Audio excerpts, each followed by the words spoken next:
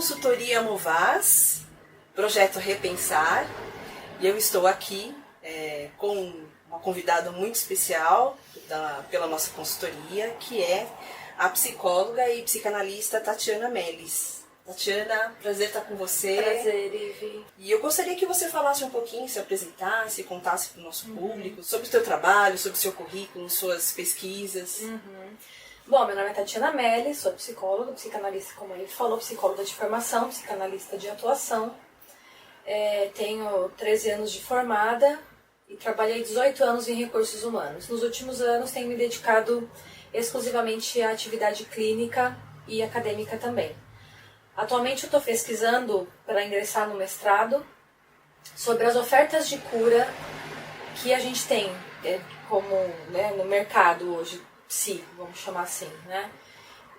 Com um foco bem específico à angústia e à ansiedade. E a gente vai falar sobre síndrome de burnout, através de estatísticas voltadas assim dos setores públicos. O afastamento das pessoas por problemas de depressão e os problemas psicológicos que envolvem as nossas relações de trabalho, eles caracterizam hoje entre as 20 principais causas de afastamento no trabalho. Na sua opinião, quais são esses fatores que desencadeiam esse processo depressivo?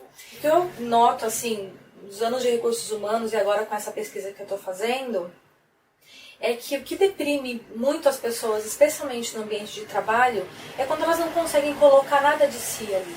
Né? Existe um monte de metas, existe um monte de procedimentos, existe um monte de normas da empresa, a cultura das empresas, e às vezes fica impossível, até pelo jeito que os gestores e os líderes lidam com cada uma dessas informações, para que aquele trabalhador consiga colocar algo dele ali, né? O seu estilo, ou fazer, ou que o seu trabalho esteja alinhado com o da empresa, mas também esteja alinhado com os valores pessoais.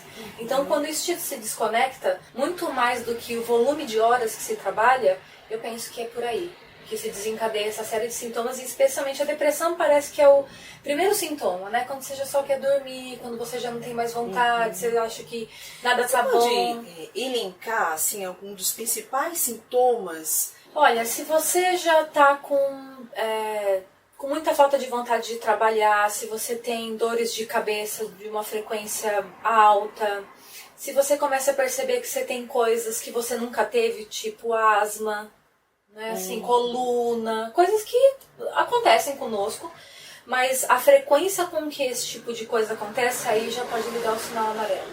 Né? Eu conheço casos de pessoas que nunca foram asmáticas, nunca tiveram bronquite e ficaram internadas com um diagnóstico de asma.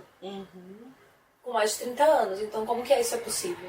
Né? E asma e bronquite é a típica coisa proveniente da infância. É uma doença que começa na infância. Se isso não se deu nesse período, é muito difícil que se desenvolva com adulto. Então, assim, pera um pouquinho. Tem alguma coisa fora do lugar aí. Quais são esses desdobramentos que podem ocorrer das pessoas que estão desenvolvendo esses sintomas da síndrome de burnout dentro da sua vida, do teu contexto pessoal? Porque quando a gente está falando que ela é uma síndrome que vem muito das nossas relações com o trabalho. Do esgotamento com o trabalho. Com o trabalho. E como isso começa a ser refletido, como você falou, sobre doenças que começam a aparecer, as pessoas começam a somatizar, mas dentro da vida pessoal existem alguns pontos que também começam a surgir? Olha, Ivy, a gente precisa lembrar que nós somos seres sociais. Sim. E nós somos constituídos nas nossas relações.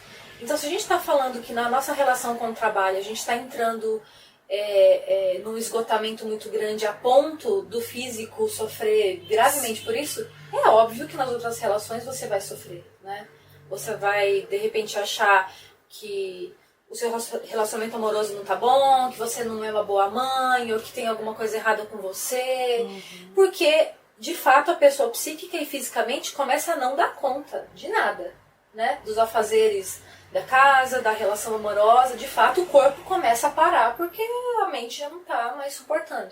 E quando a mente não suporta, a gente precisa do corpo para ajudar a gente a fazer essa descarga. Então é óbvio que nas outras relações isso vai impactar, né? A ponto da pessoa se questionar, pô, mas será que eu devia ter tido filhos? Será que nós não? somos Será seres integrais, somos né? seres relacionais, né? Então todas as nossas relações, esse negócio assim, sai do trabalho, deixa o trabalho no trabalho, Eu não acredito como, nisso. né? Porque o trabalho faz parte de nós.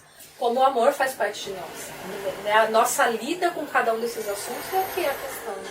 E sobre a relação da síndrome de burnout com a busca, ou na verdade o caminho escapar para alcoolismo, drogas, você acredita que existe uma correlação desses fatores? Olha, eu não sei se é assim, a saída de uma síndrome de burnout vai dar em drogas ou em álcool. É óbvio que quem tem uma tendência mais a vícios, ou que já bebe, ou que já fuma, a tendência é fumar mais, é beber mais. E aí intensificar o vício. Agora, que uma pessoa que é super fitness, que nunca bebeu, ou que não bebe, ou que não fuma, vai começar a beber por... Eu não acredito. E lembrando que o vício, ele sempre entra no lugar de um desamparo muito grande que a gente sente, que a gente não consegue nomear. E a gente precisa daquela sensação de bem-estar o mínimo. Muita gente vai pro cigarro, a gente vai pra droga, a gente vai pro álcool, que artificialmente produz essas sensações. Né? O projeto Repensar, ele é um projeto que fala muito sobre felicidade. Uhum. E do seu ponto de vista, o que você considera que é felicidade no trabalho, felicidade na vida profissional? Eu vou ter que plagiar uma figura que muito minha cara, que é o Sigmund Freud. O que ele fez foi criar um método para lidar com isso, para transformar as coisas, né? Isso, de fato, foi uma criação dele. Agora, inconsciente não foi criação de Freud, tá, gente? Para deixar claro. E aí, a gente não sabe se essa frase, se essa pergunta de fato se deu entre a filha e ele, mas a filha perguntou: pai, você que estuda aí, né, a alma humana, as motivações, o que você acha de fato, assim, claramente, o que o ser humano precisa para ser feliz? E ele, segundo consta, né, reza a lenda, que ele respondeu: a pessoa precisa conseguir amar e trabalhar. Então são as duas questões que norteiam. Eu não me lembro, em todos esses anos de clínica, de alguém chegar na clínica e não falar de um desses dois assuntos ou dos dois. Ou a pessoa está muito mal por causa do amor, ou a pessoa está com questões com o trabalho e está muito mal. Então, se você consegue amar, né, ter as suas relações de amor, seja com parceiro, seja com os filhos, seja com quem for, de uma maneira que saudável para você, porque aí entra a singularidade, né? Cada um ama e tem os seus significados. Dá pra gente falar assim, olha, o amor bom é esses 5 critérios. Não dá, esse é muito singular. Idem com o trabalho, né? Voltando para aquela coisa que a gente falou da carga horária, né? Quem trabalha 12 horas, 14 horas, certamente vai ter um quadro de burnout? Não sei. Eu trabalho 14 horas e tô ótimo. Como parece que sempre existem essas buscas, né, do caminho do amor na vida pessoal, a conquista da família, e o caminho que as empresas nos obrigam na nossa carreira, nessa busca feroz por resultados. Você acha que o equalizar essas buscas é um caminho, vida pessoal e carreira? Então, a equalização ela parte do pressuposto de eliminar o desequilíbrio. E muitas vezes o desequilíbrio é o caminho pelo qual a gente produz também, né? Então, tudo depende do que a gente chama de resultado, por exemplo. Porque resultado é aquilo que está funcionando 100% ou que alguém estabeleceu como ideal. Então, o ideal é que a sua meta seja 100. Isso é uma idealização de alguém que está gerindo um negócio que precisa ter de fato, mas não deixa de ser uma idealização. Então, o que é resultado? Você atingiu o ideal que alguém colocou. Então, acho que parte de um questionamento assim, o que é resultado? Para que a gente precisa correr tanto? E que a gente está buscando quando a gente escuta assim, treinamentos com foco em resultado? Do que se fala? Porque você precisa perguntar, resultado comparado a quê? Com base em quê? Porque senão fica uma coisa vazia. Um dos dispositivos de disparo mesmo de uma síndrome de burnout, né? Porque essa busca constante por uma alta performance, de uma dedicação, uma busca de um resultado, uma meta às vezes muito inatingível, ou atinge-se as metas, mas não se tem um reconhecimento nem pessoal e nem profissional, né? Começa a criar uma esfera de frustração muito grande para aquele profissional. E a alta performance também é uma outra coisa muito interessante, né, Ive? Porque coloca a gente num estado muito ansioso. Né? Dentro da psicanálise a gente chama de angústia, que foi o que Freud, né, foi se dedicar. Então assim, a gente começa a ficar angustiado, daqui a pouco a gente não sabe nem porquê. Né? Que alta performance é essa? Quem que estabeleceu e onde isso vai nos levar? Então acho que não tem respostas para isso. mas tem novas perguntas. Né? Resultado com base em que você está falando, que resultado é esse, que ideal é esse, e a partir do momento que eu sei que ideal é esse, eu posso aceitá-lo ou não. E alta performance faz a gente correr muito. Eu acho que é ótimo a gente ser muito bom naquilo que a gente faz, seja o que for. Né? Numa atividade super simples ou na mais complexa que tem. A gente precisa conseguir dar o nosso melhor, mas a gente precisa conseguir dar o nosso melhor. Sim. Se essa atividade só pede alta performance, faça, e a gente não consegue parar para pensar se isso é o melhor que eu posso fazer, não tem alta performance possível. Quais são os questionamentos que as pessoas que estão nos vendo agora possam fazer para que elas possam realmente repensar esses aspectos, se elas se sentem dentro desse processo de desenvolver, desencadear uma síndrome? Quais são os questionamentos que você deixa para as pessoas? Eu acho que em primeiro lugar é aquilo que a gente falou no começo, né? Você está conseguindo colocar no seu trabalho algo seu? E quando eu falo algo seu, é o seu estilo, o seu jeitinho de fazer as coisas. Ok, tem procedimentos, tem lá uma cultura, tem um estabelecimento. Então a gente precisa organizar as coisas, senão a gente não consegue viver, né? A civilização tá aí, né? Pra gente poder falar, bom, nem tudo que a gente quer e da maneira como a gente quer dá pra gente fazer. Sim. Então ok, dentro da empresa isso também tá, mas você consegue colocar no seu trabalho algo do seu estilo, do seu jeitinho especial de fazer as coisas? Apesar das metas, então, deixar sua marquinha. Deixar sua marquinha ali. Às vezes não é assim, no mundo, mas no seu trabalho. Né? Assim, aquela planilha, eu sei que quem entregou foi a Ivy. Porque tem um jeito dela colocar, dela dispor as coisas, desse tipo de coisa também. Dessa coisa simples até uma coisa maior, né? De propor, de influenciar uma decisão dentro da empresa, por exemplo.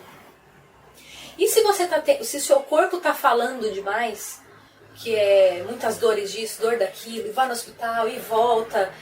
O que isso quer dizer? Porque quando a gente não consegue dizer as palavras, ou elas viram pensamento frenético, ou elas viram doença. Então fique atento tanto ao seu pensamento como ao seu corpo, que certamente ele tem coisas a te informar, mais do que um médico, talvez. Quais são as dicas que você deixaria para o nosso público, pensando no sentido realmente de encontrar o seu verdadeiro talento para que você possa se colocar dentro de empresas, de negócios ou até do empreendedorismo de uma forma mais sadia? Eu diria o seguinte, que se você está escolhendo uma profissão, ou se você permanece numa profissão porque ela te dá dinheiro, ela te dá status, uma hora isso pode dar problema. Se você está numa profissão e num trabalho que faz em algum lugar do seu corpo, ou do lugar que você nem sabe que tem um órgão, que vibra, nossa, eu não sei porquê, mas isso, nossa, que legal isso, eu quero saber mais. Mas não dá dinheiro, mas não dá muito status, não é assim chique, né? Talvez o caminho seja árduo por aí também. Os dois caminhos, ou se você escolhe um trabalho pela grana ou pelo status, ok, seu direito, você vai pagar um preço. Se você escolhe pelo amor ou por aquilo que de fato te faz vibrar e não te dá tanto dinheiro, ou vai te dar um caminho para grana ou status um pouquinho mais longo, você também vai pagar um preço. Então escolha o preço que você vai pagar. Às vezes a gente fala assim, eu não vou por ali porque vai dar muito trabalho. Eu vou por esse aqui que não vai custar nada. Não se engane, vai custar. A questão é que preço que você quer pagar. O preço que você está disposto a pagar. Perfeito. Quero agradecer esse momento de estar com a Tatiana.